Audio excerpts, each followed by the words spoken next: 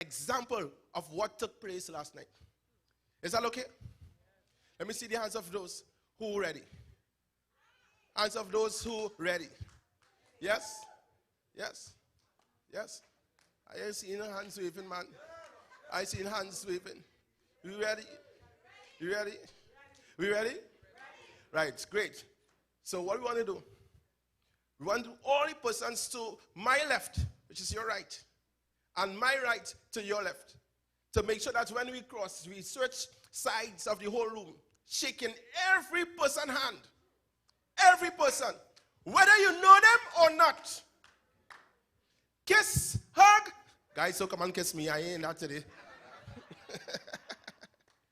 And we want to ensure that we share a ready love. That we share a one life energy. That we share, my friends, the opportunity that you must build this business. And you must succeed. So it's not just a matter of going and say, hello, how are you? No. We want to look into that person's face. Yes? Ask them, are you ready? Make sure that when you're shaking their hands, that you're hugging them, or whatever the case, that you connect with them that energy. So after 4, get ready. Don't stand in the same spot, because I'm inspecting row by row. 1, get ready to go. 2, get ready to go. 1, 2, 3, 4.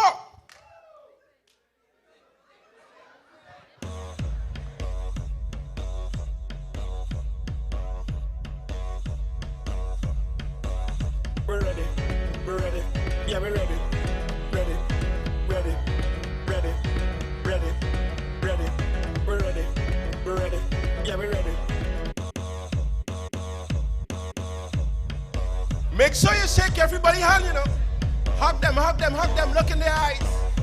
Disturb their seats, We're ready, yeah, we're ready,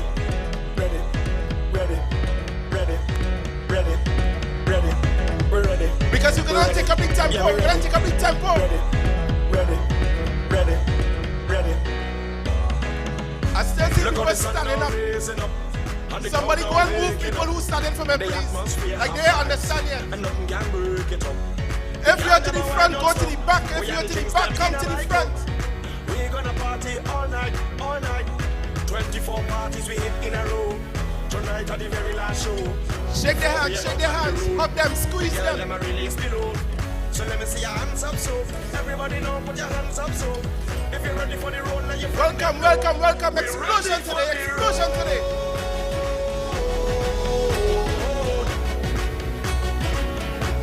We're ready for the road.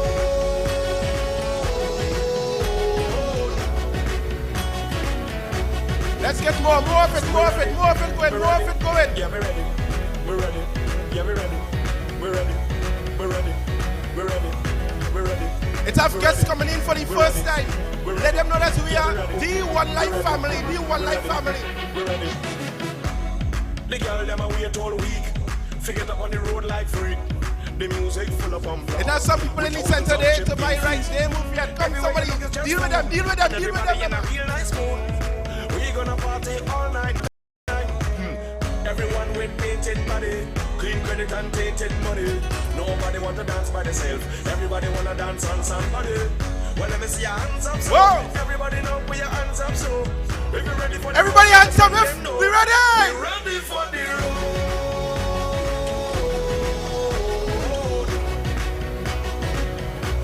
We're ready for the road. This will be a long journey, 2017. A long road for success. So we're ready, yeah, we're ready, yeah, we're ready, we're ready.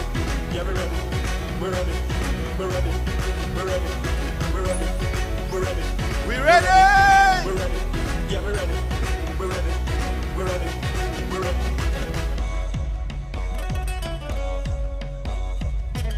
Tell them all the stink and dirty.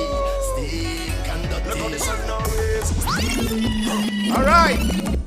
Viking. All right. Great. How we feeling?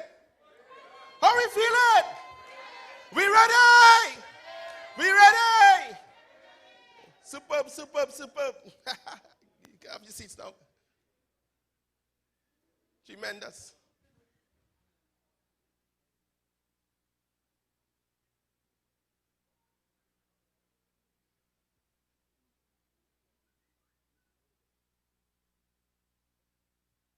Superb stuff. We are having a great event so far. Yesterday, we had this room full of energy, excitement, enthusiasm. People coming here for the first time, hearing Onelife perhaps for the first time. But people are all ready to experience a platform designed to create success out of ordinary people. One of the key phrases that was used in our meeting last night by Mr. Igor Alberts was become the legend in your family. How many persons that really stood out in a major way? Give that a round of applause, please.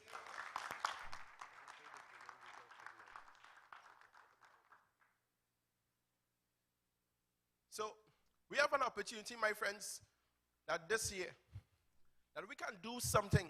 We can engage in a process that can really make us legendary.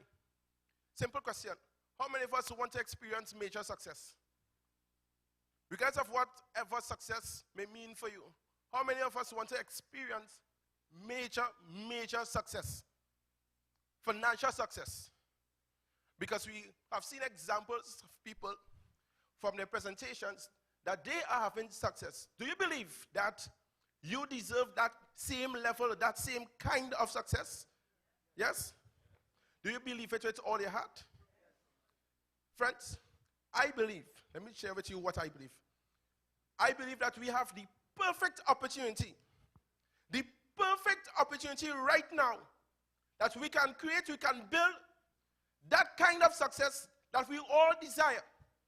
And it begins definitely with our goals and dreams. Because I'm sure that most of us, if not all, have serious goals and dreams that we talk about, we converse about, we think about, we ponder every single day. Am I making sense? Here's the question. How serious are you about those dreams? How serious? Because the starting point of all success begins, my friends, with a picture of the future that you have the power to create for yourself. Yes? You see, what happens most of the times is that people are so wrapped up in the routine of daily life that they do not give themselves the time to think about what they can become, how they can have, how they can do. Because we are so busy doing nothing. We are so busy continuing or building upon routines, decade after decade, but still perpetuating debt. Anybody love that?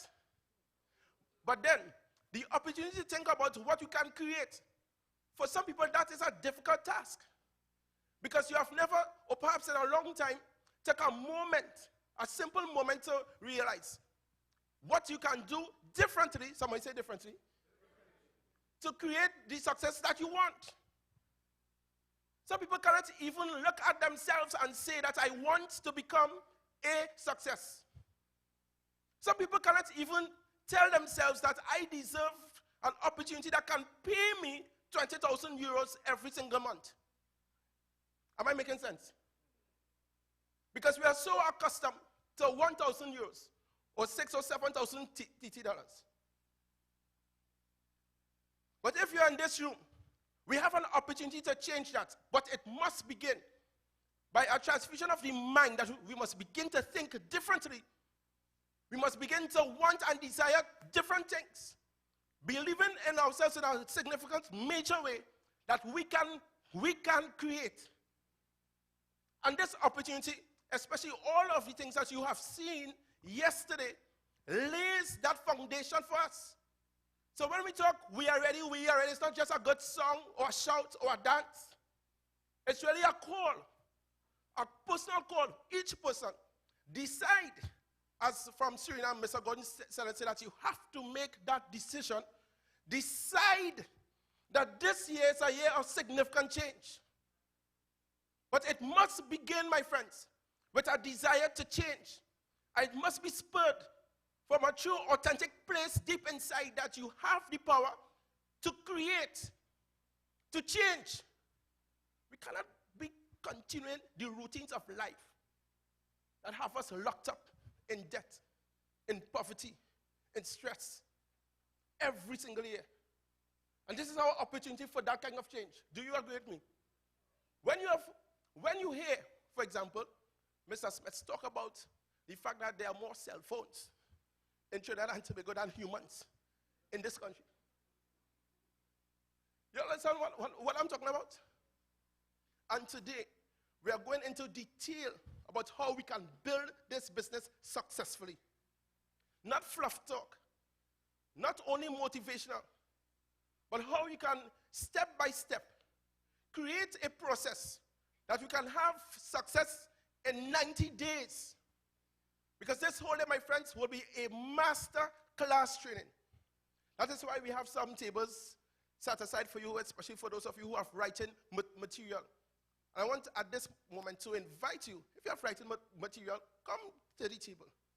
Come to the table with the black roll. Let me show you why. You will have a lot of writing to do. Let me tell you this. The shortest pencil is better than the longest memory. Because you'll be faced with concepts. You'll be faced with tasks to engage from today. You will be faced, my friends, with challenges. For example, one of the major challenges that was posed to us last evening was an opportunity for anyone across the Caribbean to go diamond in 2 weeks. How many of you, if you're here last evening, lay hold of that challenge? To know that if you break diamond in 2 weeks, that your trip to Macau, is it? Yes? It's confirmed. It's paid with suite. And some of you might be lucky enough that in your suite you might have Dwayne McAnthony. Right? Look trouble now. That's in any package. But yes, we define the terms of that challenge per se. But it's really for you to engage. Somebody say engage. Whether diamond, whether emerald, whether ruby, engage the process. Give yourself the challenge. Say, you know what? I can do it. I can do it. Not just your leaders, but it's an opportunity for each and every person to move forward. Turn to somebody next to you and say, we're ready. We're ready. Yeah? So before that, we get in the depth of the session, because we don't want too many distractions. It's very important. So we want to ask every person, just distract your cell phone, make sure it's on vibrate or silent or stuff like that. Sometimes we normally do, but from time to time we may forget. So take the opportunity to actually look at that now. Turn it on silent or vibrate. But everyone have a mind of focus. A mind of focus. Not much shouting, not much this, just have a mind of focus. A lot of people are going to ask, well, how do you build the business? How to do this? How to sign up? How to get success in the next 30 days and so on, and all of these questions. Today is the day that will be answered. So have a mind, my friends, a mind of focus. Do not color your perspective with other domestic issues that are going on perhaps in your life right now. Do not tarnish your thinking, my friends, with outside external opinions. Be very open to what you're going to see. Because I want to learn from a man who has over 1 million coins. Am I making sense? I want to learn from people who are earning thousands upon thousands and hundreds of thousands of euro income every single month. I want to learn. I want to learn. I'm not in this room, and I'm saying I because I want you to adopt the same posture. I'm not in this room to criticize, to critique. I'm here to understand. I'm here to learn. And in the masterclass training today, everything put aside, you'll be given the exact information needed to build your business and to experience significant success within the next 30 days. Is that okay? So, first, we want to introduce once again Emerald Consultants Going Diamond, Mr. Anderson Chester, who over the last 8 to 9 months saw the vision. Mr. Anderson Chester have been involved in network marketing over 8 years, building teams and leaders all across the world. He's well sought after, very fun to work with, but very serious, absolutely serious about the vision, very absolutely serious about the kind of success that he believes that people can come into. And when he saw OneCoin, he accepted the challenge to build this as a vehicle of success for Trinidad and Tobago. Friends, join me as we welcome Mr. Anderson Chester with a round of applause.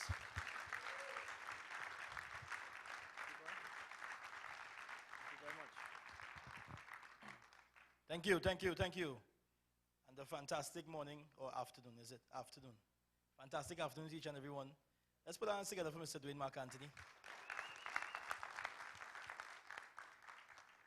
Now, I know we're ready, right? So, of course, if we're ready, it means that we are prepared to spend the next couple hours really spending, the time of giving ourselves the advantage, so to speak, in terms of what we can accomplish in the next couple of months. And I say the next couple of months because I really believe that this company will become a household name in Trinidad and Tobago and the entire Caribbean. Okay? I think that deserves a round of applause. Now, the thing about it, or the exciting part about it, is that each and every one of you are a part of this business right now. I'm not sure if many understand, but because of the timing and positioning with regards to this business and where this company is heading and where the coin is heading, the vision of the company, where we are heading in 2018 and so on, you are pristine, and what should I say? It's a perfect time for you to be a part of this opportunity. And I'm not sure if you understand that, but today I hope you take the opportunity to open your minds to really understand what you are a part of. Okay? What we are doing is creating our new economy. It's a brand new economy. It's cryptocurrency. It's money in terms of evolution. And it's being ahead of the trend that is going to take place globally. Is that okay? If you're not with me, tell me, because I find you quiet. Because you need to understand that once we are ahead of the trend, it means that we stand the most to benefit. It means that in the technology adoption cycle, we have just about 2% of the world who are innovators, who innovate technology or who appreciate innovation. Then we move to the early adopters or the early adopters of this new technology. So not everybody embraced the internet. Not all of us embraced the internet when the internet came. They were just the innovators. And then they were the early adopters. And then after the early adopters comes the early majority. Of course, the adoption cycle starts very low and it goes up into the early majority, and then it really peaks early majority, and it peaks at the late majority, and then it comes down when you meet the laggards, which are the people who adopted technology late. So what is happening right now in Trinidad and Tobago and across the world is that we have the opportunity to be an early adopter to this technology.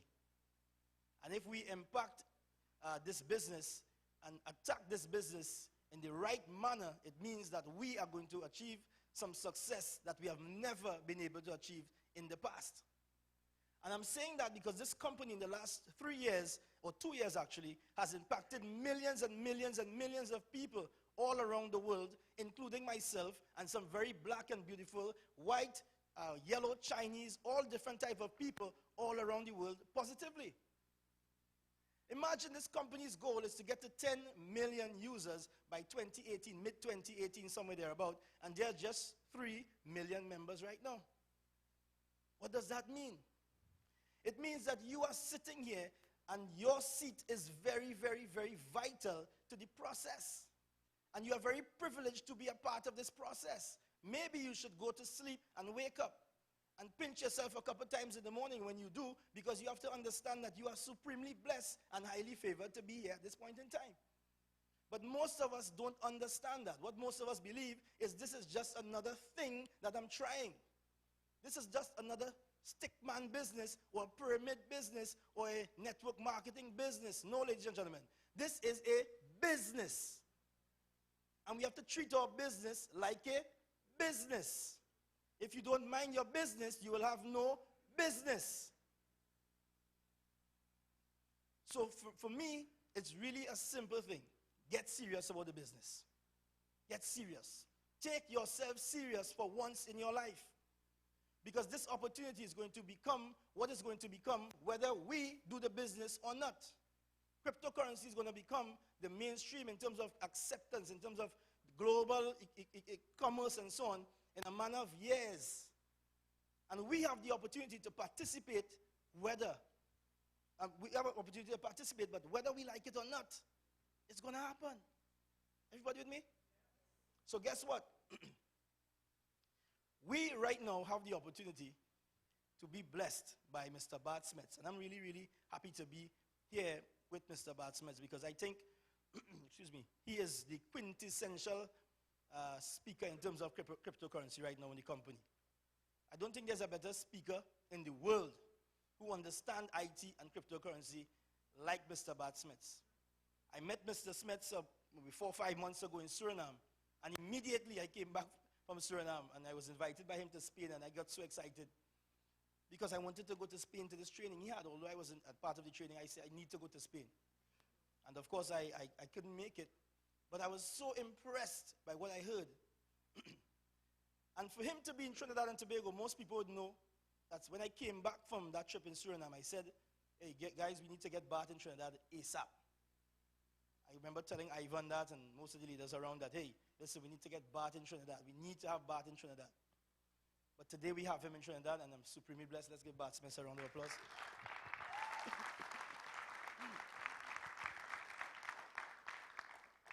So here's the deal. Here's the deal.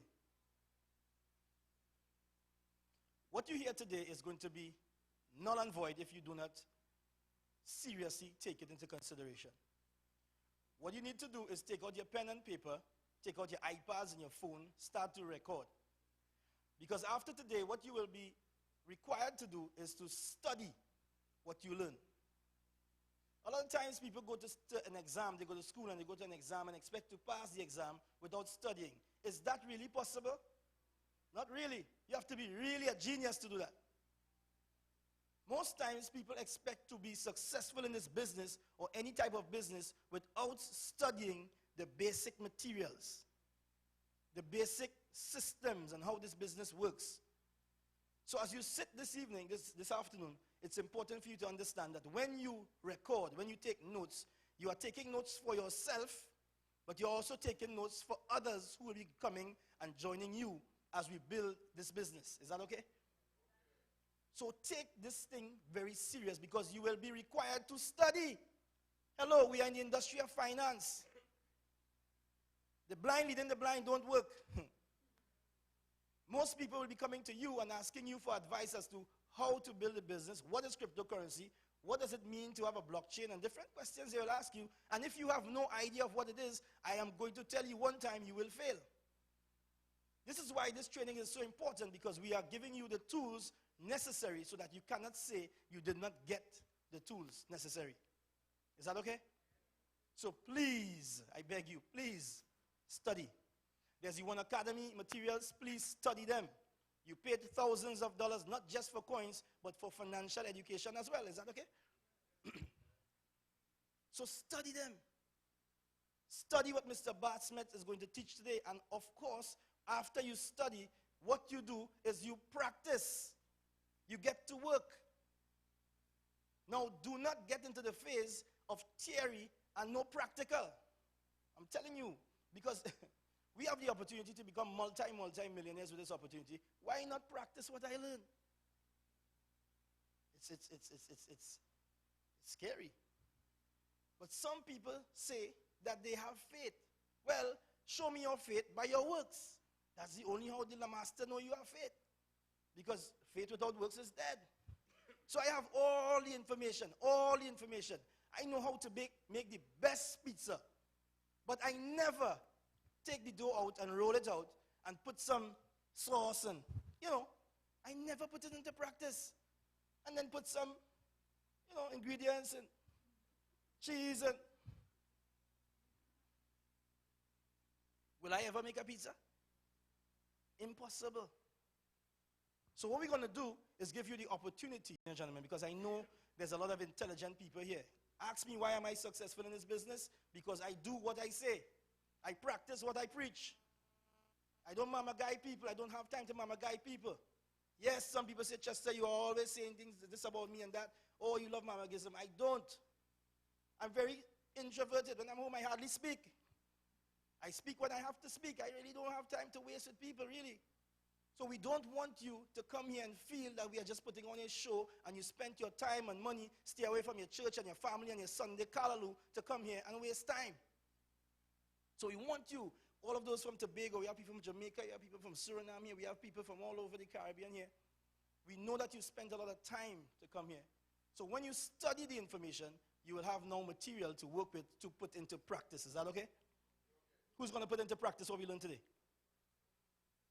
I guarantee if you put it into practice 1 year from now, you're not going to be in the same position.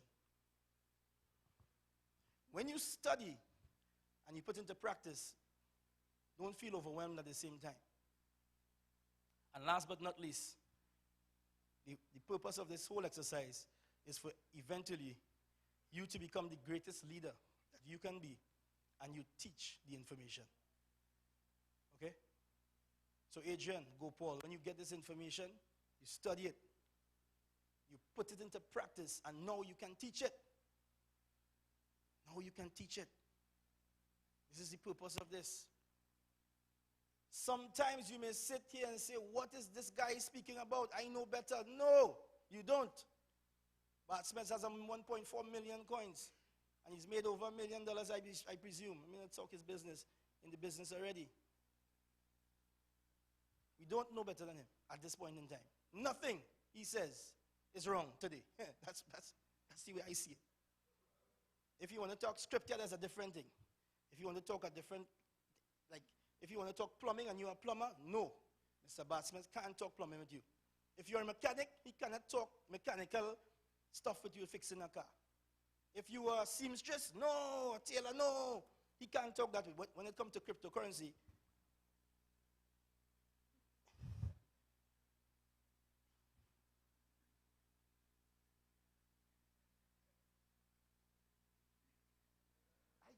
and then you advance. Is that okay? Too many people speak too much, especially in Trinidad. Be too bright. We know everything in TNT. Now you may think that I'm saying this, and I'm saying this because I want you to understand it's fundamental to learning. Being open, being a student, having a high teachability index is very important to learning. Is that okay? You can be a PhD with a master's degree, and you also graduated from the University of Constance as Dr. Ruja. You are not Dr. Ruja. So even if I went to Oxford and I have a degree like Dr. Ruja, and I went to Constance and I have a degree like Dr. Ruja, I am not Dr. Ruja. Everybody with me? Because we are going to expand this business so rapid throughout Trinidad and Tobago and the entire Caribbean, we need to know. We need to know. So with that being said, I'm truly privileged and honored to have Mr. Bart Smith here with us in Trinidad and Tobago. I believe that after this session, you are going to be well equipped, well on your way to big success. I know some of us are pioneering different islands like Barbados. I know Pastor Esther is going to Guyana and different people, St. Martin and so on. We are going to be best prepared to really take this business to the next level after this session. So, without further ado, I'd like us to stand to our feet and give a Trinidad and Tobago, and of course, a Caribbean welcome to the one and only, the international quintessential cryptocurrency man, Mr. Bart Smets. We're ready. We're ready. Yeah, we're ready. You can go up to the stage. Ready. Ready. Ready. Ready. We're ready. We're ready. Yeah, we're ready. Ready. Ready. Ready. Are you really ready? Really? Okay, let's go. For those who don't know me yet, let me do a short introduction. I'm an engineer from a background perspective, which means that for me, everything needs to be fact-based. The facts, the truth, and nothing but the truth. I also need to be able to measure, analyze, and project into the future, because if I cannot project into the future, then what's it worth putting my effort in? Okay? Now, I've always worked in the corporate world. I've always worked for large corporations as the head of IT, security, innovation, etc. This world is new to me. The multi-level marketing world is new to me. Until January last year, I had zero experience in that world. But I know what it takes to manage large teams of people. I know what it takes to make people successful. And my rule number one, so please take note of this very well. My rule number one is to make myself obsolete. So the more knowledge I can transfer to all of you, the better you will be equipped to create your success, and the least or the lesser your success will depend on me. Because if your success depends on me, then I become the showstopper for your success. And we don't want that. We want each and every one of you to be a locomotive to drive the train for your success. We don't want you to be a wagon. Now, that's easier said than done. Let's be honest. How was I living my life before? Living in those large corporations, always working in an office environment from 9 to 5 or 6, traveling, because I had the fortune of traveling a bit, living with my suitcase Monday morning and coming back home Friday evening if I was lucky. Coming back home Friday evening, leaving Monday morning, I can tell you if you do that 7 years in a row, what was the result for me? I have an ex-wife. So I'm extremely glad with this new way of living that I've discovered, because it allows me to live my life differently, totally different, and include my partner wherever I want, wherever I can, wherever she wants, wherever she can. Because if you're doing this business, my wife often tells me, if we go to a shopping mall, it's not fun. Because I'm walking 2 meters behind her and I'm constantly on the phone. Is that fun for her? No. Does she support it? Yes, because she's in the same business. She knows what it takes. Actually, she's what I call my partner in crime. Because she's constantly scouting people and approaching people. Constantly. And like every week, she throws 3, 4 people over the fence to me to talk to. And you know why she does that? Because she has understood the first time I came home with this crypto what story. She says like, crypto what? What is that? And we'll go through all of that today. Because the art in this world is to keep things simple. If you make it too complex, then nobody will be able to follow you. As Chester said, I'm not a plumber. I'm not an electrician. I'm an engineer, but that doesn't make me a plumber or an electrician. I'm driving a car, but don't ask me to repair it when it breaks down. That's where I call a specialist. So don't pretend to be a specialist to be able to drive the car, but learn how to drive the car. And learn that very well. Okay? One of the basic rules that I apply before we go into the presentation of understanding the subject is that it is a lot more powerful to not know something and be honest about it than to pretend you know. Let's take the example. If I have a slick salesman in front of me who has all the answers to all the questions that I know, do I still believe him? I personally don't. I don't. But if that salesman is intelligent and he says, when I ask a question, gee, that's a very good question. We'll need to get the advice of a specialist for this. And you activate your upline, your sponsor, you involve other people in the conversation. What does that do?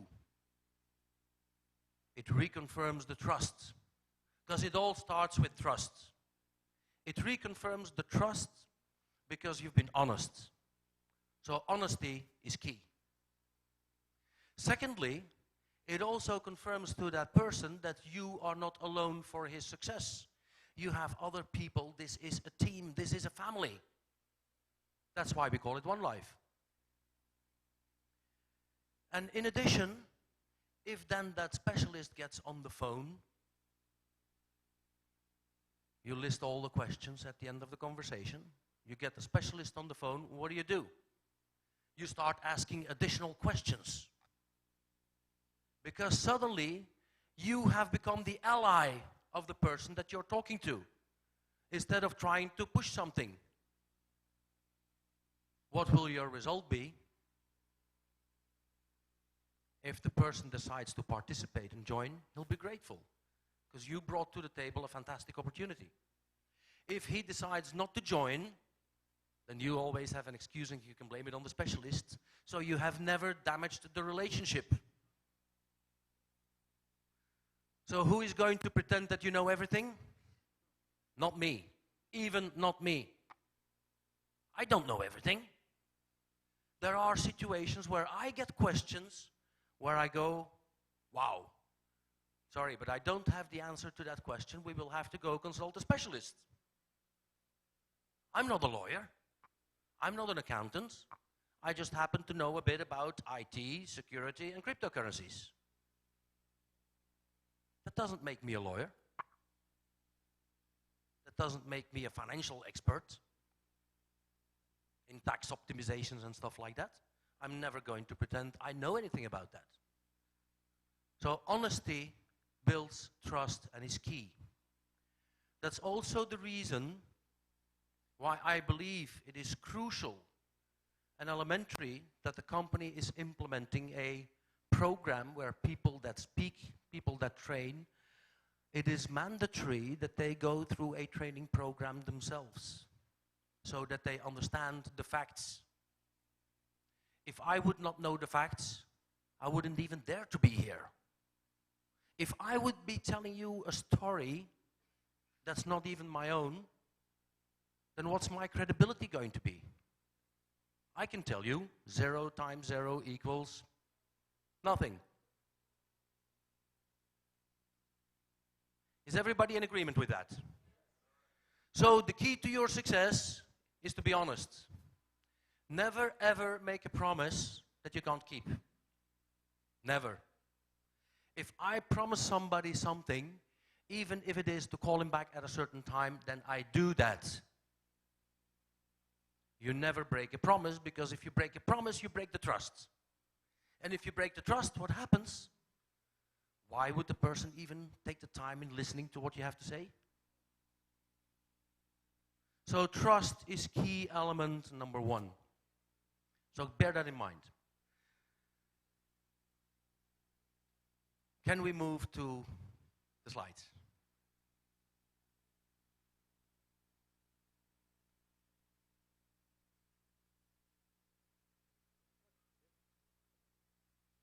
Perfect. Rule number 1, I'm an independent marketing associate. It is mandatory that in any conversation you have, you state and confirm that you're an independent marketing associate. Why? Because we are all independents. I'm an independent, Chester's an independent, Gordon's an independent. We're all independent. We are not officially representing the legal entities of the company. We are independent marketing associates. Why is that so important? Because I decide when I work. I decide who I work with. I decide who, where, when, and how I divide my time, and with whom I spend the time to put my energy into coaching people or not. The company doesn't even have an authority to oblige me to do that. It is my own free will and choice. Remember the way my life was? Living with my suitcase, leaving Monday morning, coming back home Friday evening, even in a director position at the Coca-Cola company for a region of 64 countries. Did I have liberty in my life? No. Even in such a position, which, let's be honest, was a well-paid position, did I have liberty to decide what I wanted to do? No. So I left. I decided to start my own company because then I was going to be free. I started up a second company, a third. Guess what happened? I became the psychologist of my employees. Anybody who does people management, has employees on your payroll, you are expected to have a certain regularity, a certain routine. You are expected to be in the office, to have meetings every day with the same people again. So did I have the liberty? Again, not. And then something strange happened. For me, and this is in my story, okay? One of my biggest customers approached me and said, Bart, every time we have a problem in our company, your name comes up. Every time we have what we call Mission Impossible, your name comes up. And you come along with a few of your key consultants and people. You guys arrive, you spend some time here, we pay the bill, and everything's fixed. And he goes, well,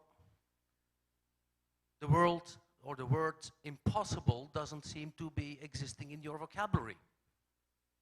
And I go, well, that's right, nothing is impossible. The only reason why people believe something is impossible is because you have convinced yourself that it is impossible. So as of now, I would like you to print in your brain that the word impossible no longer exists. If somebody asks you to do something, your reaction will be, let's find a way. Let's find a way to make it happen, whatever the problem may be. Because a problem isn't really a problem. A problem is an opportunity. So a problem no longer exists. The only thing you could have is a difficulty. Because a difficulty is a challenge, and a challenge is an opportunity to perform. So if anybody believes you have a problem, then start looking at it differently.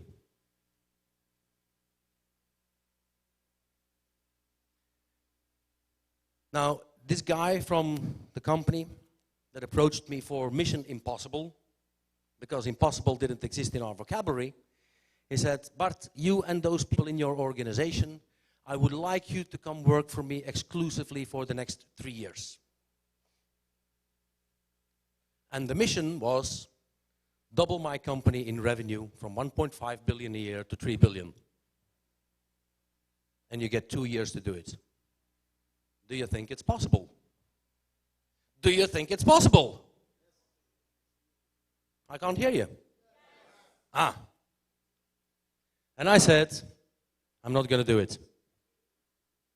Because that means that those core people, that's actually the core of my company and myself, then I stop the growth of my company. And if I stop the growth of my company, what happens? Sooner or later, I get acquired or I die. That's the economy of today. If a company does not have a growth strategy, you die or you get acquired. Those are the only two options. A status quo is not good enough. It might be satisfactory, but not good enough. So those that want to maintain a status quo in whatever you do, think again. Look in the mirror and ask yourself, do I really want a status quo in my life? Because if that answer is yes, then feel free to go have a beer. Then you're wasting your time here. So who does not want a status quo? I want to move forward. I want to be in control of my life. I don't want to be the result of somebody else's decisions. I want to be the result of my decisions.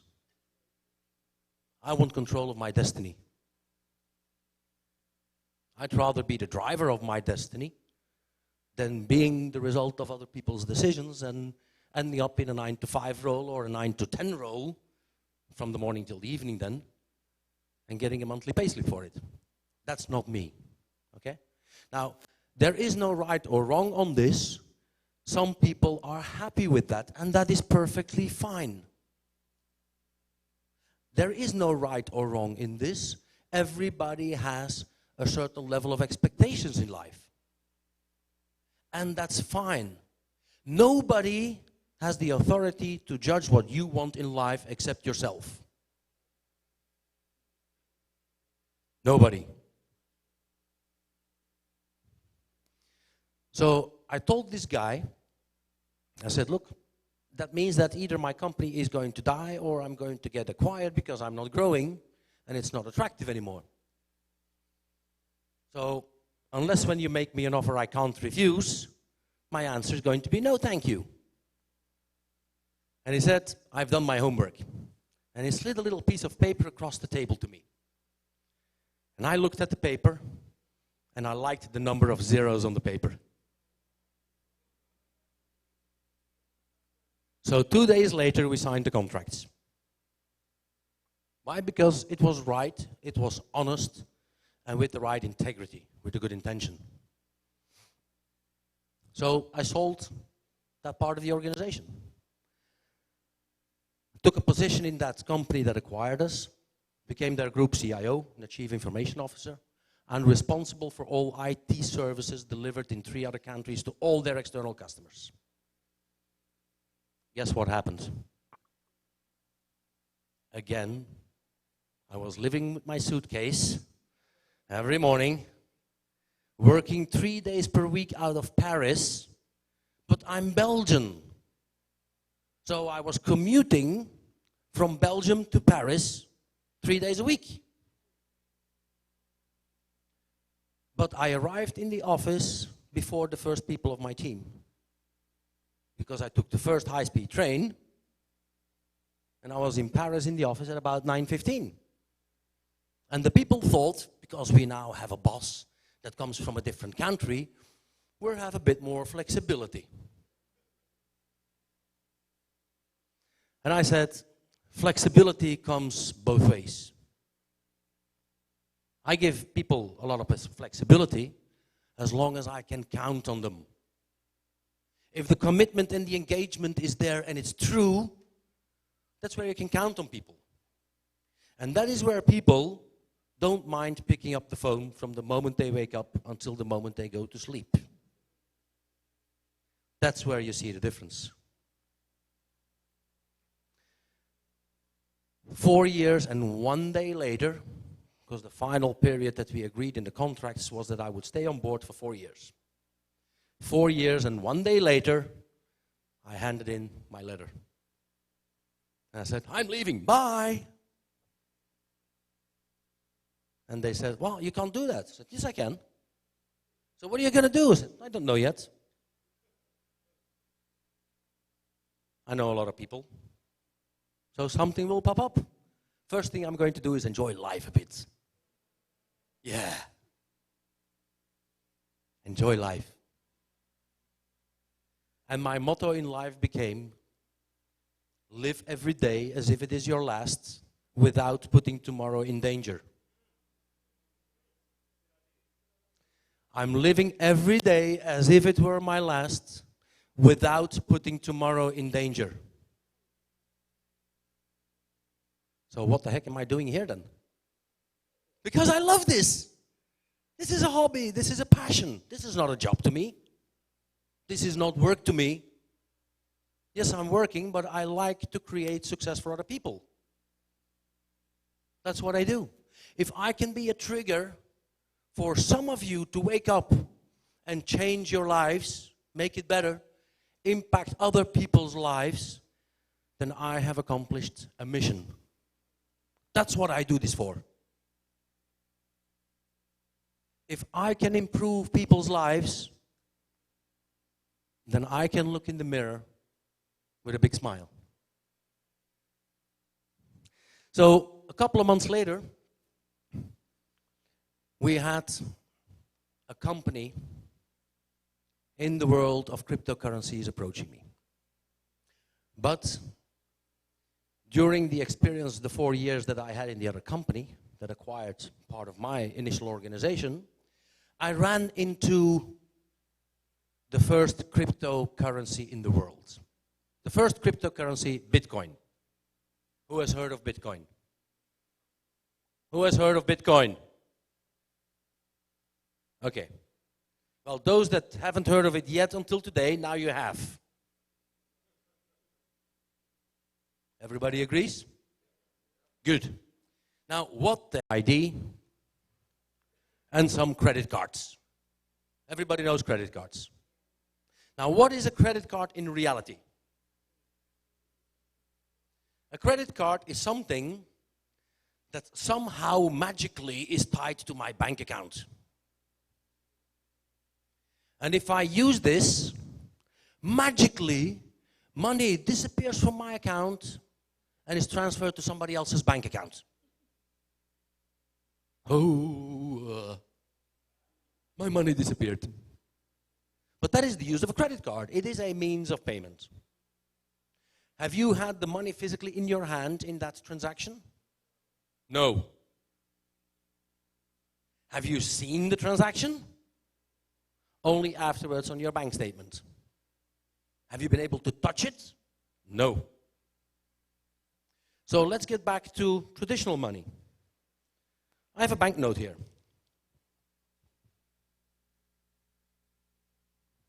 What is this? How many? $100. You agree? Everybody agrees? This is a piece of paper. This is not $100. This is a piece of paper which represents for us the value of $100 in buying power. Because that is the value that we have been taught to attach to it. That's what we have been told it's worth. But in reality, if you look at this, what do you see? A serial number. Every banknote, regardless which currency you take across the world, always has a unique number. That number represents the value. Everybody agrees? Is everybody with me? Good. So, this is actually just a piece of paper around a number because we human beings, we want something tangible that we can touch. Okay? That's the reason why they've put the piece of paper around the number. And they printed it with some nice things to make it difficult to duplicate. Why? Because if they wouldn't make it difficult to duplicate, I could put a little machine or Xerox in the basement and start printing banknotes. What happens if I do that? I go to jail. If I start printing banknotes, I go to jail. Right? That's not allowed. Everybody agrees? Good. I'm Belgian, but I happen to live in the south of Spain. Why? Because the weather is a lot better. The food is not bad. The weather is good. I live in the south of Spain, close to Marbella. What do we see with a lot of tourists coming over there? We see a lot of children on the beach with a plastic bag around their neck. And what is in that plastic bag? Their cell phone. Those young children are the working generation of the future. What is the most important thing for them that they have with them when they go to the beach? Their cell phone. I remember when I started to work in 1990, the first internet computer we had in the company where I worked, it was this little isolated office with a paper on the door where you had to reserve when you want to use the internet computer. Because internet was not yet widely available. Today, everybody is connected. Do we agree? Everybody is connected. Who in this room has more than one cell phone? Raise your hand.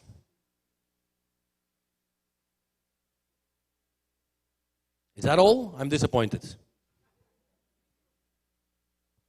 But quite some people. Everybody these days has a cell phone, has a smartphone. That is part of the way we live. Everybody is constantly communicating. Everybody is constantly connected and mobile. That is the evolution in the world. So what happened, or what is happening with money? Do we need a piece of paper to be able to transfer value on the internet from A to B? No. The only thing we need is that number in a secured, encrypted way. Right? Now, money or transferring a number in a secured, encrypted way, that's why they call it cryptocurrency.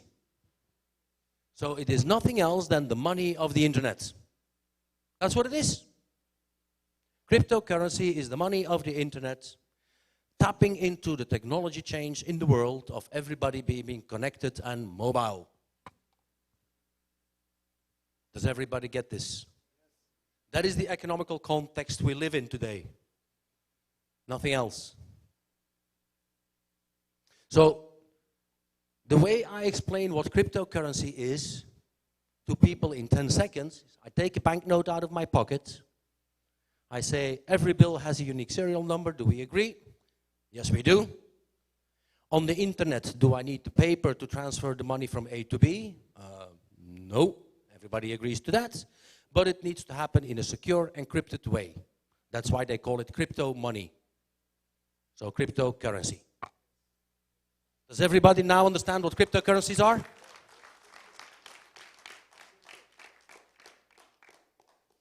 If you fail to explain what we do to a 6-year-old or your great-grandmother, then you will never be successful. Do the 6-year-old test. Practice your story. Find a 5 or 6-year-old child and explain it. See if they understand. And you know what the reason is why I started thinking about this? Because when I came home and I told my wife I had bought some bitcoins, the first cryptocurrency, she said, "Crypto what?" So I had to find a mechanism for my wife, who is a translator and speaks 6 languages, but doesn't know anything about that financial stuff. Well, she knows a lot about it, but she pretends, okay? Let's be honest. But she pretended she couldn't understand, she couldn't grasp it. And actually that was a good challenge for me, that was a good test for me. Because it obliged me to make it simple and replicatable. If I cannot give you the right ammunition for you to explain to others, that means I make you dependent on me. That means I become the bottleneck for your success. And we don't want that. We want you to be successful. So exercise number 1, take note, practice in front of the mirror to explain what cryptocurrency actually really is. And what's the reason of existence of cryptocurrency? It is transferring value over the internet. And it is initially designed, Bitcoin, as an alternative mechanism of payments to the traditional banking system. Why? Because of the big financial crisis of 2008. Lehman Brothers going bankrupt in the United States. A lot of banks across the world with a lot of problems. Governments having to intervene to rescue banks from falling over. To stop citizens from losing all their money that was in the banks. And at that time, Bitcoin was launched at 10 cents in 2009. Now, when I first came across them in 2012, so it took them 3 years to get my attention, and I was pretty well known in the IT world, let's say, but it took them 3 years to get my attention. I bought a few Bitcoins at $22.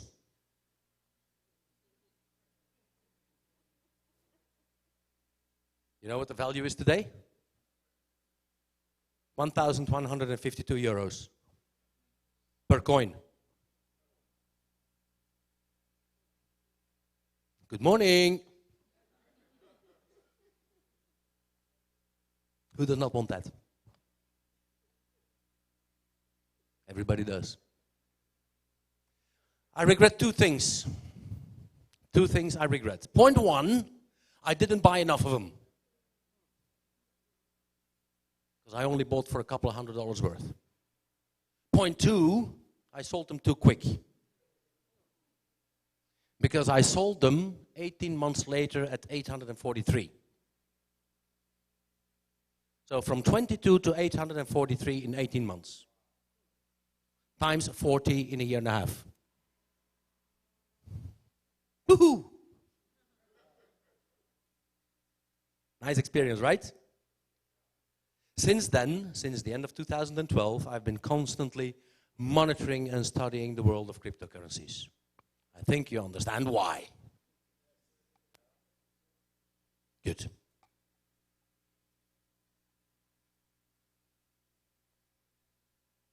Who wants to turn this into a success?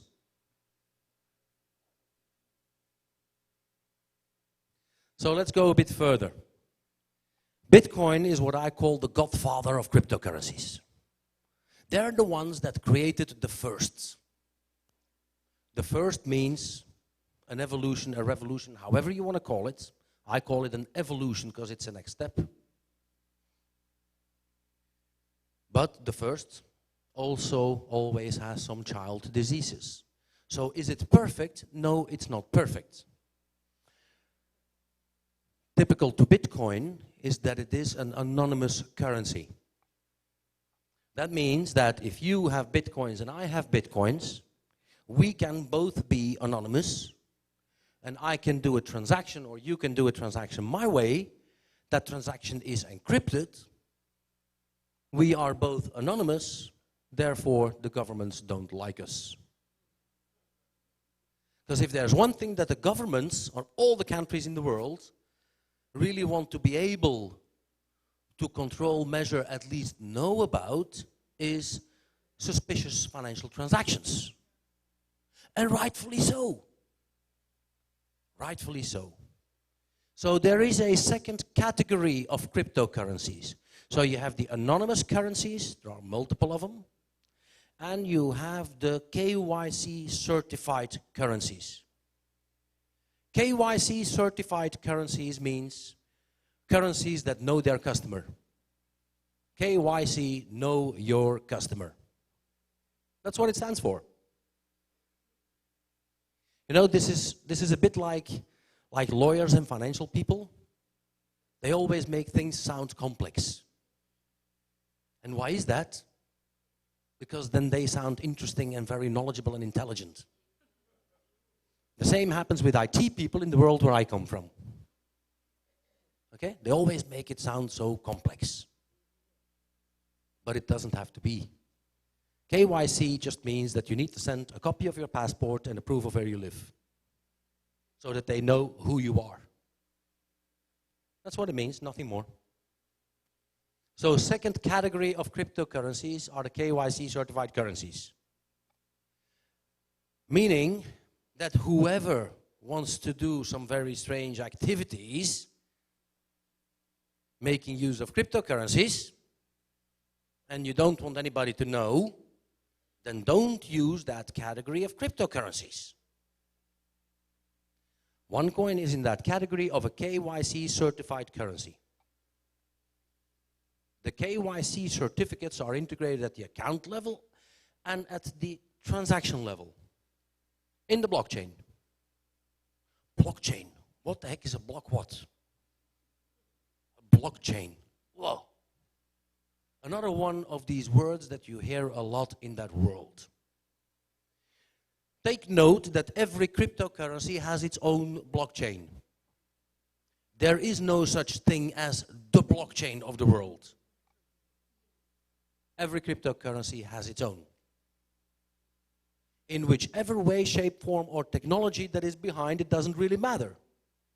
As long as it performs the activity of being able to transport value from A to B with a validation that that transaction is true and authenticated, that's in essence what it means. And some companies go a lot further and attach all kinds of complex things to it, etc., etc. But that's all fine. Do you need to know that? Remember the first topic? No. When somebody asks me what a blockchain is, they get the following response. We're giving a 3-day training, and the cost to participate is 2,700 euros per participant. Feel free to subscribe.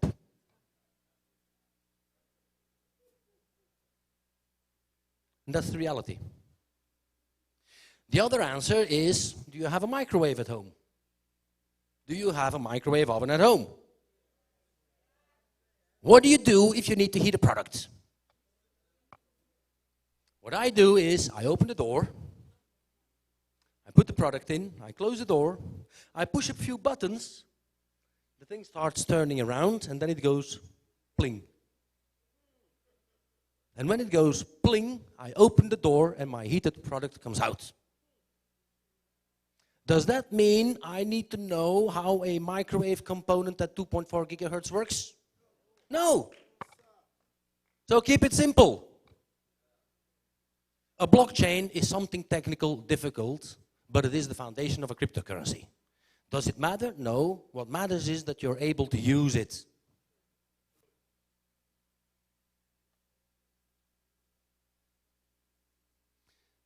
So, in March 2015, something interesting happened. I was approached by this company that's called OneCoin. And I looked at them. I did my due diligence. Again, a complex word. Man. A due diligence basically means validate that if what they are telling you is true. Are they lying or not? That's the complex term for that. So a due diligence basically means I did my homework. But if there are bankers or financial people in the room, then you will know that any currency, to be able to survive in the world, you need to have a couple of things. Point one, you need critical mass. You need a lot of users that have the money in their pocket. Because if you have a lot of users that have their money in their pocket, then you have a foundation that carries the value. The value by any system of money in the world is carried by the people that own the currency. And the governments permanently do things to try to keep that value as stable as possible. Okay? The general consensus of financial experts in the world is that you need 500,000 to 1 million unique users by preference who have any money in their pocket to make sure that it becomes survivable in the world, that the probability of survival becomes high. When OneCoin came to me, they had 142,000 users. That was one of the reasons for me to say, nope, I'm not going to do this. The second thing that I looked at, and I looked at about 67 criteria, but I'm not going to explain all of those, okay? But I'll give you a few of the key criteria that to me were very important. The second criteria that I looked at, based on my experience with Bitcoin, because remember I bought these Bitcoins at 22, sold them at 843, but afterwards the value went up to $1,200. That's why I say I sold them too quick, okay? But then something strange happened. They collapsed. And they went all the way down again. They collapsed. They did not have a mechanism in place to protect them against a bank rush. Damn, another difficult word again. What is a bank rush? What does it mean? A bank rush means everybody rushing to the bank to take their money away. Everybody rushing to the bank to take their money away. That's a bank rush. So you see, sometimes it's not that difficult. Okay? But what happens if all the people here in Trinidad go to the bank and start selling their TT dollars and converting it to other dollars? What happens? Will the government allow you to do it? Nope. They will put restrictions on that. Why? Because otherwise, what happens to the value of your dollar? It falls to the floor. The same would happen if everybody who owns US dollars would go to the bank and start converting their US dollars to a different currency. If all of that happens in a very short time frame, that's where you get a panic reaction. And if there are no limits at how much you can sell per day or how much you can convert per day, per week, per month, doesn't really matter. But if there is no limit, then you have a risk.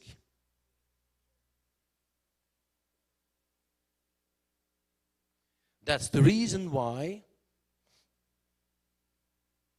back then when I looked at it, I said, nope, because they did not have that protection at that time, to my knowledge. So what was the risk if I would participate and become a miner and get some of the cryptocurrency as a result? And then suddenly, some people that have a lot of these coins, selling all of them, I had a risk that the value would go, ugh. So I said, nope. And those were, for me at that time, two very important criteria. But this little thing in my head said, Bitcoin, Bitcoin, Bitcoin, Bitcoin, Bitcoin, Bitcoin. So I opened an account anyway. And I decided to participate as a miner with the equivalent of 580 euros. I'll show you later what the result of that is. Is everybody ready to go through the story now? Do you have the background now and the economical understanding to correctly position this? Do you now understand what cryptocurrencies mean? Good. Remember, March 2015, I decided not to do this. So why am I here? Because a lot has changed since then.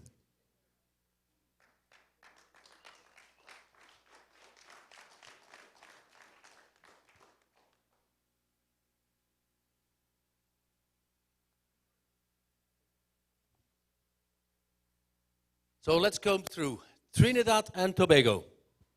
What is your geographical scope? What is the playground of a cryptocurrency? It is digital, it is the internet, so what is your geographical scope? The planet. The planet is our playground. For the time being, only Earth.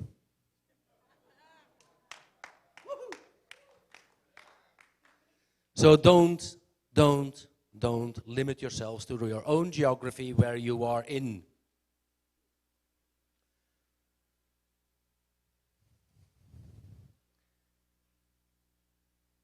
I'm going to tell the story anyway. I was doubting. In March 2015, I said, nope. Okay? But I decided to put a little bit of money in, and I got my first OneCoins through converting tokens in the blockchain at 15 cents.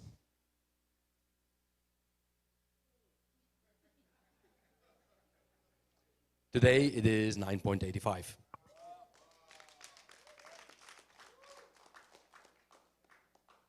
But at that time I decided not to do anything, so in my head I had written off that money. I have acted as if I had thrown that money through the window, just like when I bought these bitcoins, and if I was lucky it was going to blow back in through the other side and give me a lot of buying power. That was my thinking at that moment. But at the end of the year, December, they came back and they said, Bart, you looked at us when we only existed for 6 months, because we started in September 2014. Note the date, September 2014. When did Bitcoin start again? 2009. Do I believe in Bitcoin as a currency? Absolutely. And we should be grateful and thankful. They're a lot older. So when I looked again at the end of the year, the value was at 4.2. So from 0.15 to 4.2 in less than a year. It always becomes silent when I say that. Huh? Very silent. So that's where I did my exercise again. I said, something must be happening here. I did my exercise again, and all the problems that I had found before, which made me say nope, were fixed. So that's the where I went home to my wife and I said, honey, we're going to be doing something else. We're going to be promoting that crypto what? And she was like, oh my God, there we go again. But I decided in January 2016, so a year and 3 months ago, to start doing this. Now, I'm the type of person, when I decide, that means that I have taken a decision to make it happen. That's what deciding means. That means I have a motto that says, failing to plan is planning to fail. Failing to plan is planning to fail. So the first thing I did, I created a plan. I created a plan. And the first thing I did in my personal plan was identifying which knowledge, experience, and skills I was missing. Be honest with yourself. Nobody knows everything in this world. But that doesn't mean that you have to learn everything before you can start. It just means that you need to look at the right people around you that know what you don't know. And if you can work with those people, well, there you go. You have just assimilated 10 years of knowledge in 10 minutes. Because you have found somebody who knows what you don't know. So work in teams. First thing I did is I went to find a few good generals. Find generals. Find people that are not a copy of you, but that are different. And respect the difference. Respecting the difference means that sometimes you will clash. If personalities are different, sometimes you clash. Well, you know, in this thing, clashing is a good thing. Because impossible does not exist. So respect the strengths, find good generals, find your wingman. Find the people that know what you don't know and decide to work with them. Create allies. Create allies. This is like an army.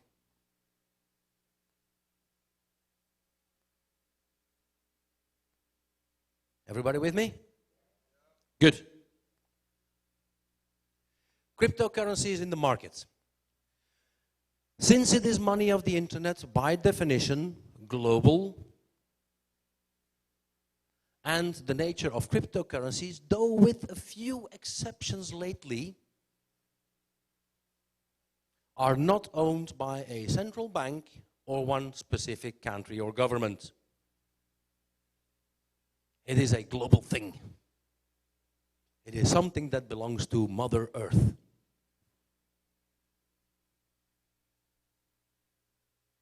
There are some exceptions coming up.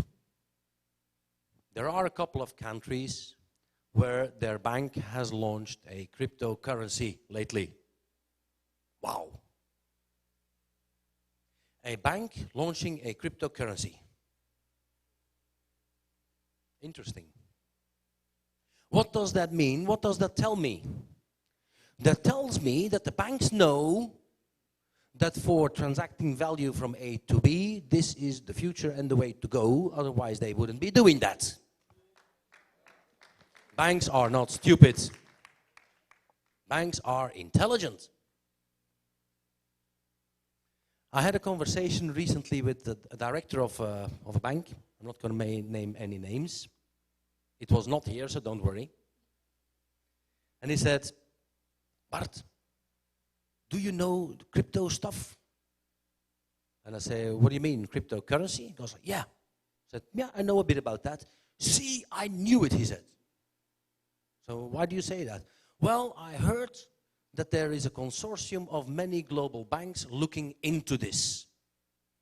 And I go, yep, that's correct. There is a consortium of 52 banks across the world looking into how to adapt cryptocurrencies into their operations. That means that the banks realize that this is here to stay. Are banks a national operation? No. They are an international business. They are or have as a target to make money. That's what banks do. They make money. Who thinks that a bank is a charity organization? Who really believes that? I don't. Banks are a business like any other business. They have as a target to make money. What do banks do, honestly? A bank takes my money, gives it to somebody else, charges them an interest, and gives me nothing. That is what a bank does, at least in Europe where I come from. It's everywhere like that. That's what a bank does. Plus, they charge me to put my money in my account because they charge me for my account. And then when I want to take money out, my money, they charge me again. And then if I go to a bank to say, give me 10,000 euros from my account, they tell me, that's not possible. At least one of the 3 banks that I work with did that to me. So I had to fill out a form why I needed the money. And I wrote on there to give to charity goals. And the director of the bank came to me and he said, that's not an acceptable goal. So I didn't get it. Okay? But this is what happened to me with one of the banks in Europe that I work with. I can't speak from experience from your banks here, and it's not up to me to judge. I can only share what I experienced. Okay? Now, because cryptocurrencies are a global phenomenon, that means, sorry Gordon, devaluation in Suriname last year, your buying power on an international economy.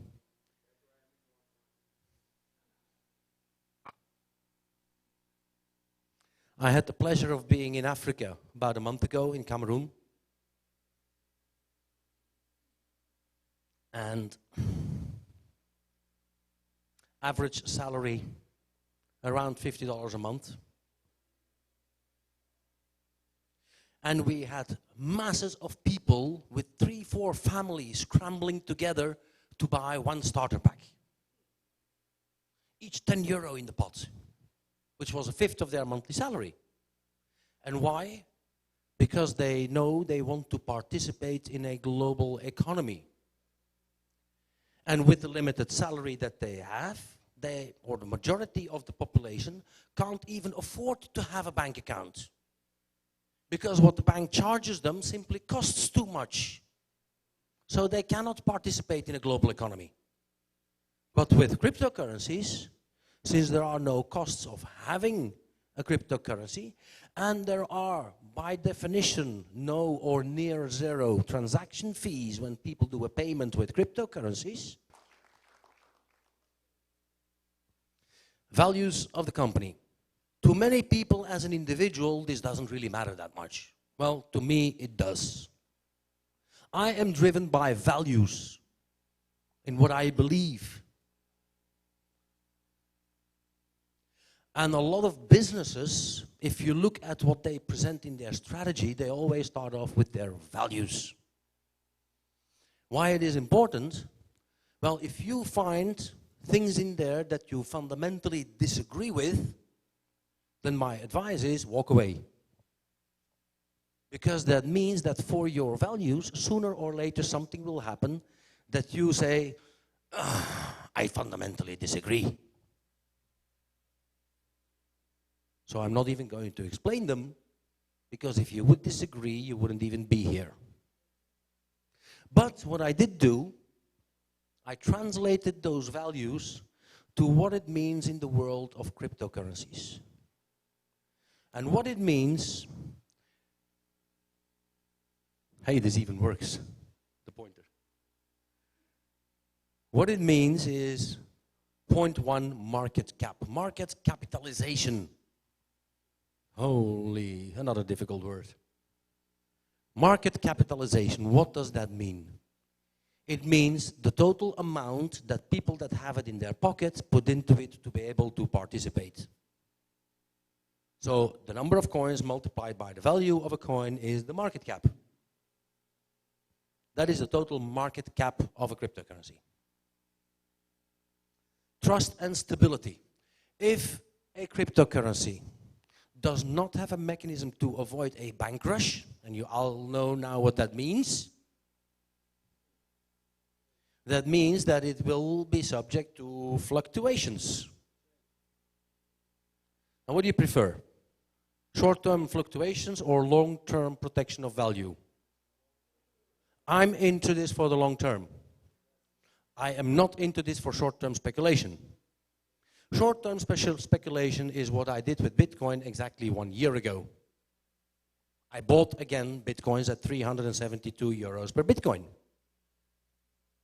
Why? Because I knew based on my analysis that the value would shoot up, which it did. So I made a little bit of money again. And then in January this year, my prediction was Bitcoin is going to go to above 1,000. Once it reaches that threshold of 1,000, you'll probably get quite some people selling or trying to sell. And my estimation was that it was going to drop to about 850. So I had set a sales order at 1,000 and a buy order at 852. Guess how much money I made in one day? A lot.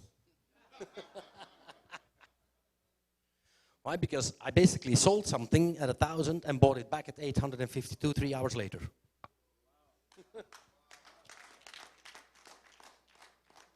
And they're now back at 1,150. But that is because of the way that is constructed. Okay? One coin, one life is constructed differently. Okay? So if people are asking, can I sell my coins? My answer is, at this moment, no. You can start using them. But that's the usability factor. But converting them to another currency, at this moment, no. And people go like, oh, damn, I was counting on converting them back to euros to be able to buy something with. And they go like, well, fantastic. Then go on Deal Shaker and buy something with the coins. Because usability is more important than convertibility.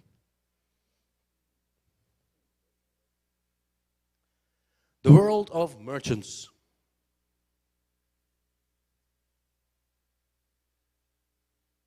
Merchants. People that have a business that sell products or services. If I have a lot of people that have money in their pocket and I have nobody that accepts it, that is selling products or services, then what is the use of it?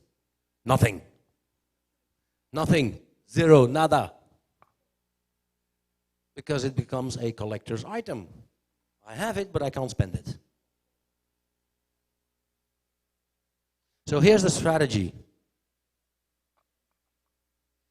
Phase one that I observed is creating critical mass, creating a lot of people that have the currency in their pocket. I'll tell you later where we are. Phase two, which was launched about a month ago, is activating merchants. Letting merchants get used to this world. Helping them create future success. That phase got activated about a month ago. In 1 month, we have over 17,000 merchants into the system. 17,000 merchants in 1 month.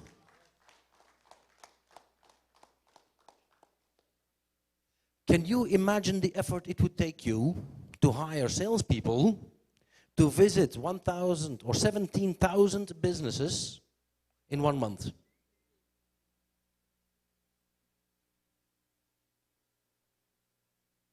Do the math. That is the power of the network.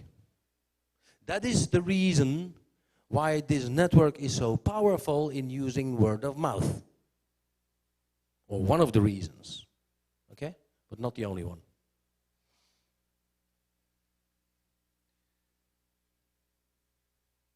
I was asked in March 2015, which was right there. You see that the amount of users here was practically on the zero line. 142,000 users at that moment. Today, over 2.9, almost 3 million. Hello? 3 million. That's a lot of people. That are a lot of people, which means something is moving. Do you see that growth curve? Do you think something is moving? I do. So what has that represented for the value of this coin?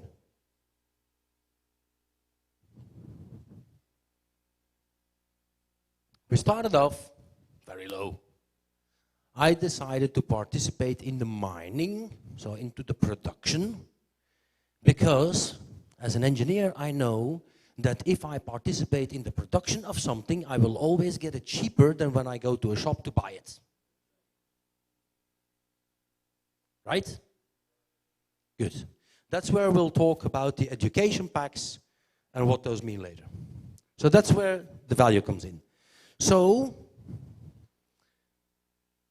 from March 2015 until now, I have not experienced one drop. It has always been going up. Always.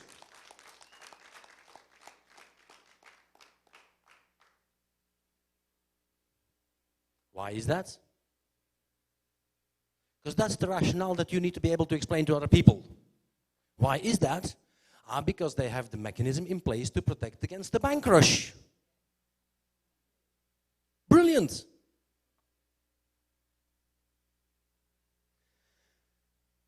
I opened an account in 2015, actually on the 28th of April 2015.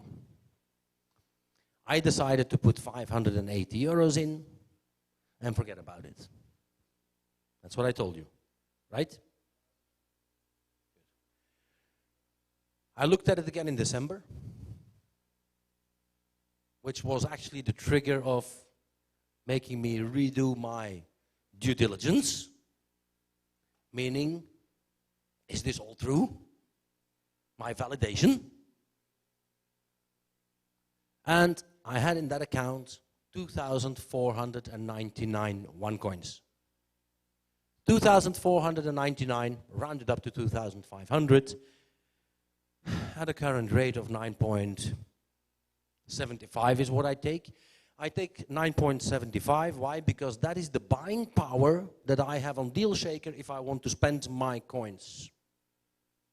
That gives me a buying power of over 24,000 euros in equivalent. So from 580 to 24,000.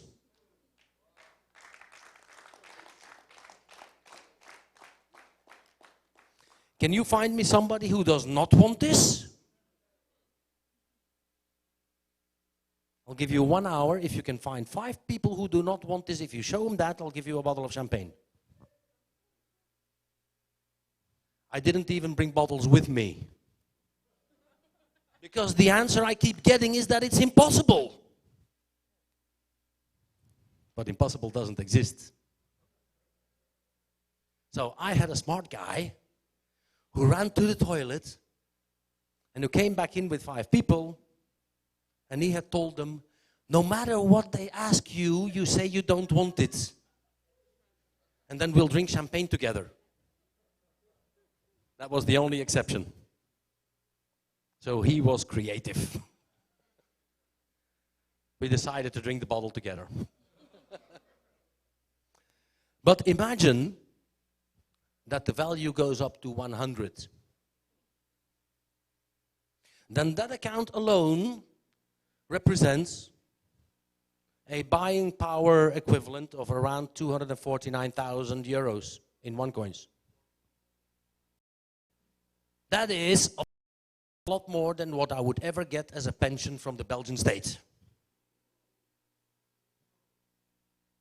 That is officially more than what I would ever get as pension from the Belgian state.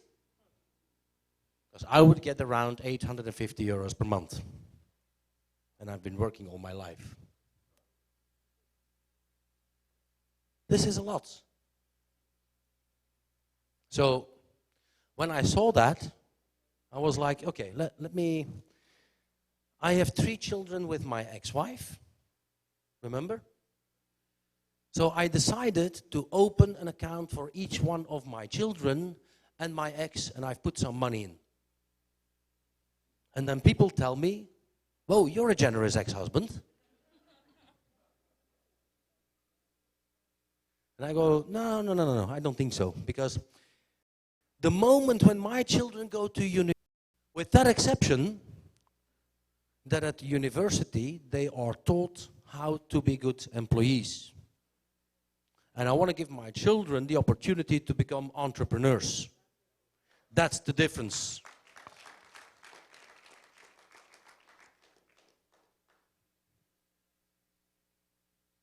Imagine the value going to the same level as Bitcoin today, over 1,000.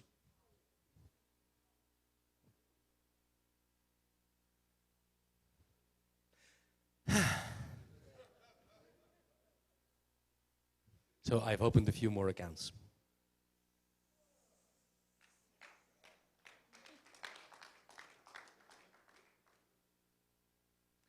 This thing is global. Cryptocurrency is global, this community is global. And there are members all over the world. We've seen before about or close to 3 million. That's a lot of people. That is about 2.5 times the population of Trinidad. You don't have that many people in this country. Yet you have your own currency. You have the Trinidad dollar. So imagine a discussion with the president of your national bank where as an organization we have 3 times more members that own a cryptocurrency in their pocket than what he has as inhabitants in the country. Imagine how that conversation would go. I've had the question of one small country with even less people living than here, if they could switch to OneCoin becoming their national currency. You know what my advice was? Do it very slowly. Why? Because economically, switching from one day to the next, like the guys in India did with their fiat currency, and suddenly money not becoming available anymore, you have a lot of money in the, let's call it the mattress circuits, that becomes useless. And what happens with the economy of a country, if you have money that becomes useless, money stops rotating. And if money stops rotating, you kill an economy. So I love the dialogue with the bank, because they want to be on board, but do it slowly to protect and enable their future and not kill their current reality.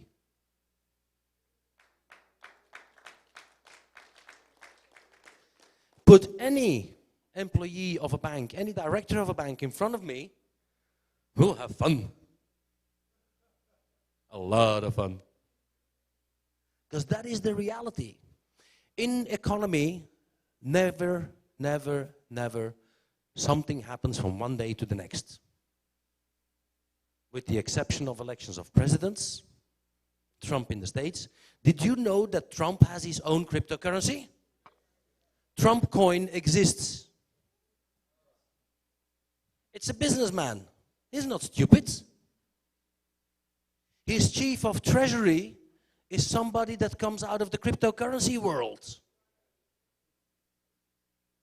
The state of Florida is the first state in the United States that is starting to create legislation around cryptocurrencies. This is not going to disappear. This is not going to go away. Another interesting fact to note, Switzerland, as a country with a financial independence reputation, is accepting since 1 year ago that citizens pay their taxes to the state in cryptocurrency. Switzerland, a country that's bigger than Trinidad. The EU has declared, with legal precedents in front of court, that cryptocurrencies are money. They are not a product, and therefore there is no value-added tax to be paid if you acquire them. That means that the EU sees that this world is moving. The EU, if you look at the website europa.eu, and you look at the agenda of the upcoming legislations, you will find on their agenda for the 27th of June this year a draft legislation around cryptocurrencies. Now, if the EU does that, that means that becomes a directive for the member states, and they get a certain time to implement that legislation. So legislation is coming. You know how the curve in the world works? You have something new that arises, you have the early adopters, then it becomes more and more mainstream.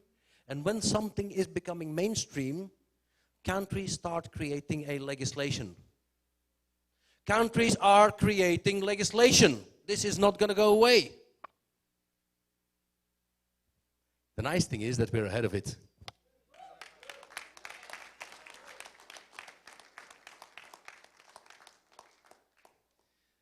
Remember the first part? What do governments not like? Anonymous currencies. Why? Because then transactions are not traceable.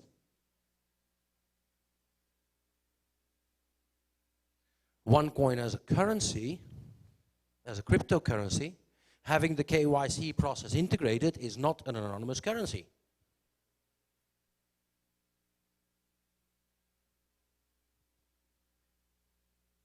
One thing that I appreciate fundamentally is that whatever I see this company do, they always try to be more strict than the strictest legislation they know about.